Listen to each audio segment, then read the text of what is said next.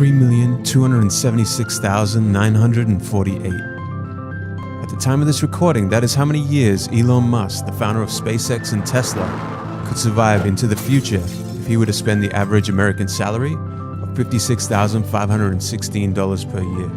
Put another way, even if you were able to save an unrealistic 50% of your salary and stash it under the mattress every year, it would take you 6.5 million years to save your way to Elon's wealth.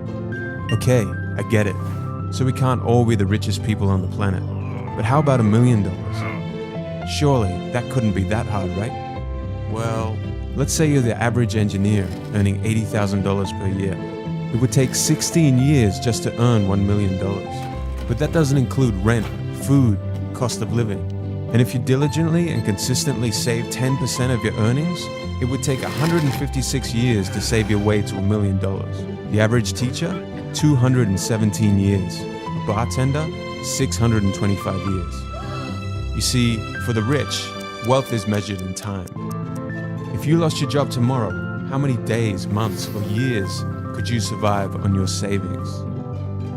That is the definition of wealth. So how long could you survive? This book will give you the financial intelligence that you probably missed out on growing up. The secret financial intelligence that wealthy families pass on from generation to generation. The education system and your parents forgot to teach you. Not getting this information is why so many people remain forever stuck in the rat race. By the end of this video, you will know 95% of everything this book has to offer. You will have a bird's eye view of all the most important concepts and quotes that will change your perception of wealth and guide you on your journey to financial freedom. Let's jump in.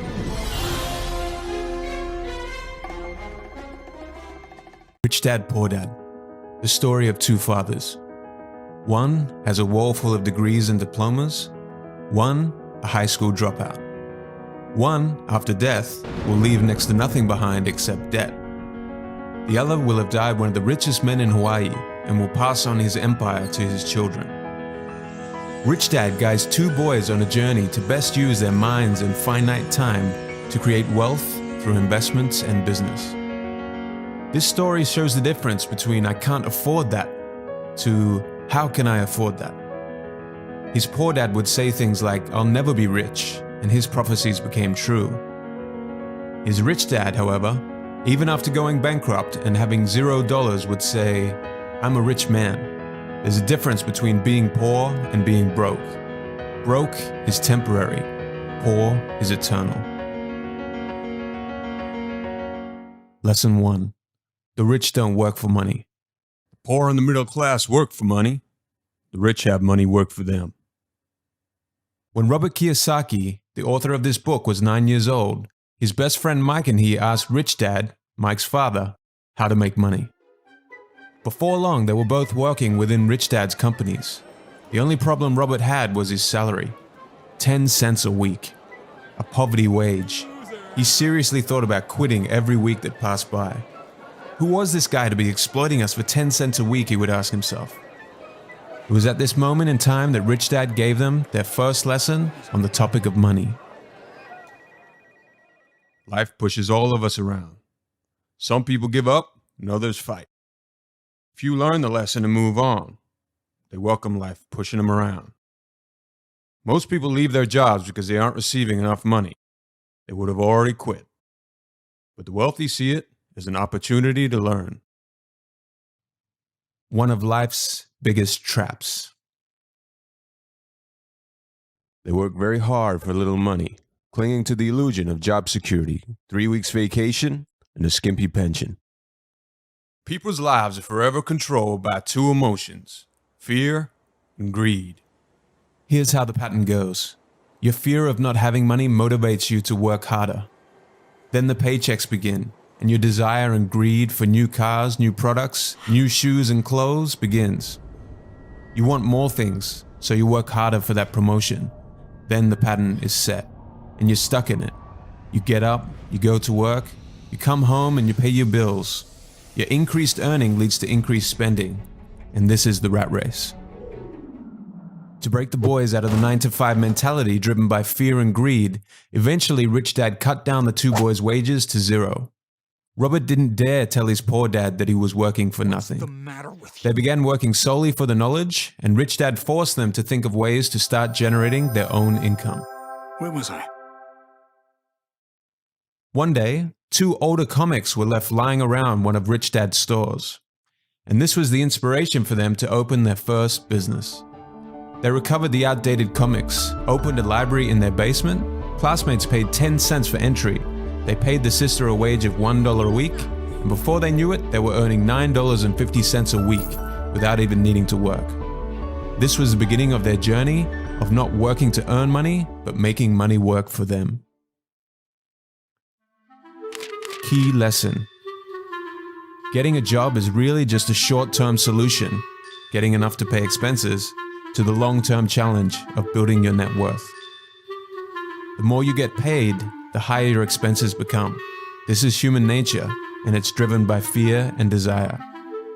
Once you get stuck in this cycle, you are forced to work for someone else the rest of your life.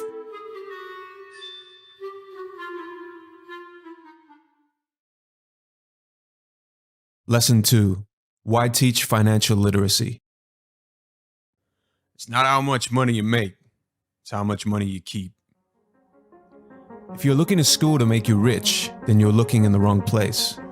The education system's primary objective is to train you on how to become a good employee, but it does a poor job of making you a good employer. Things like managing your own personal finances and building wealth aren't taught to you by the education system in its current state. You can only rely on yourself to use this knowledge and acquire assets that allow you to generate an income. The first pillar of financial literacy and escaping the rat race is understanding the difference between an asset and a liability. An asset puts money in my pocket. A liability takes money out of my pocket. Let's quickly look at the income statement. Your income statement is money going into your pocket. Expenses is money going out of your pocket. Things like rent, food, electricity, and clothing go here. An asset is something that allows its owner to generate an income. On the other hand, a liability generates expenditure. This is the cash flow of an asset. This is the cash flow of a liability. Rich people acquire assets. The poor and the middle class acquire liabilities that they think are assets.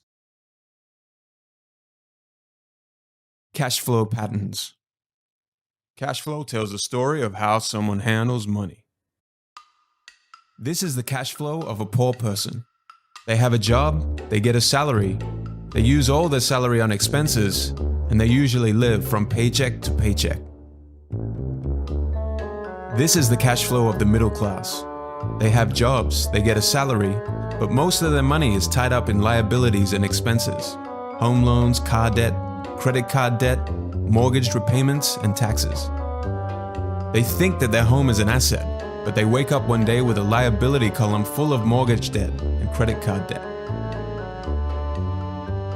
This is the cash flow of a rich person. The rich are always thinking of ways to grow their asset columns. Their main source of income is from assets that they have acquired over time. Your home is not an asset.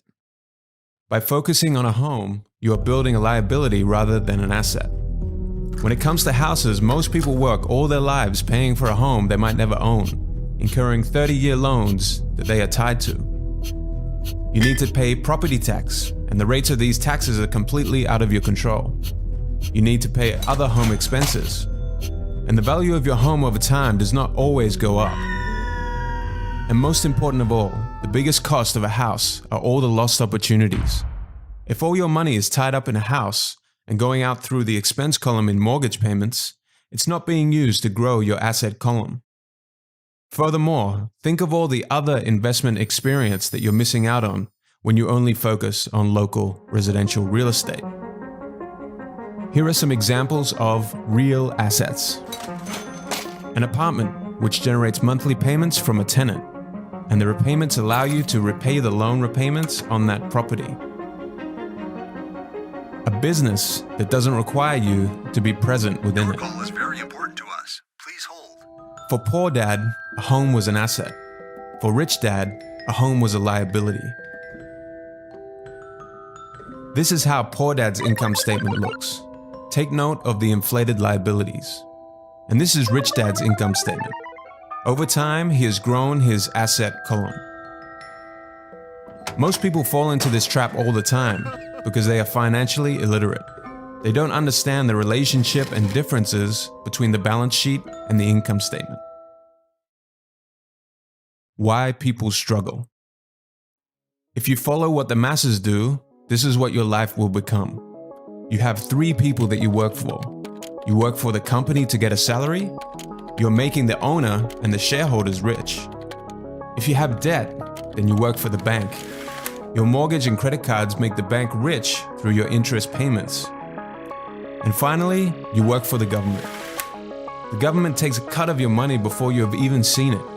And the harder you work, the more you pay in taxes. Take a calendar year. If you're a regular person, every dollar you earn from January 1st to March 16th goes straight to the government. That's 2.5 months of every year that you just give to the government. Compounded over 40 years, that's almost 6 years you work just to pay the taxman.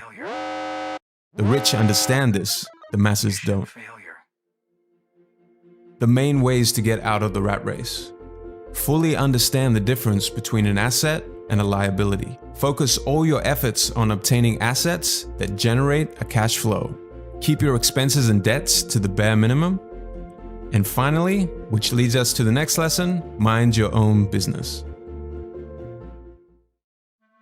Key lesson. Life is not about how much money you make. It is about how much money you keep and for how many generations. The key to achieving this resides in having financial literacy. Understand the difference between an asset and a liability. The rich build and acquire assets. The poor and the middle class acquire liabilities that they mistakenly think are assets.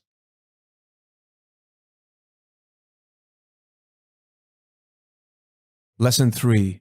Mind your own business. The rich focus on their asset columns, while everyone else focuses on their income statements. Robert Kiyosaki's first professional job was far from glamorous. He was a photocopier salesman for Xerox. Using the wages he earned, he invested into apartments. And after just 3 years, the revenue he was generating from his investments outpaced his salary. It was then time for him to leave Xerox and look after his business full-time. So what are some real assets you can begin focusing your attention on? 1. Businesses that do not require your presence to operate. 2. Stocks. 3. Bonds. 4. Income-generating real estate. 5. Notes or IOUs. 6. Royalties from intellectual properties like music, scripts, or patents. 7. Anything else that produces an income or appreciates in value. Things like cryptocurrencies, websites, YouTube channels, etc.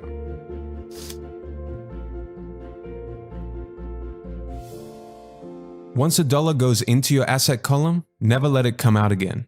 Feed your asset column. Robert thinks of every dollar he puts into his asset column as an employee.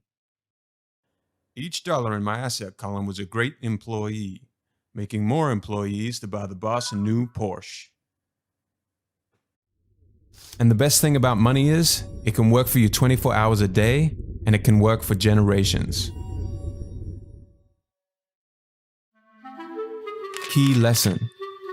Don't confuse your profession with your business. The middle class focus on their profession, and as a result, they spend their entire lives building someone else's business. The rich, on the other hand, focus on building their own businesses. Your profession focuses only on the income section of your personal income statement. Your business revolves solely around the asset column on your balance sheet.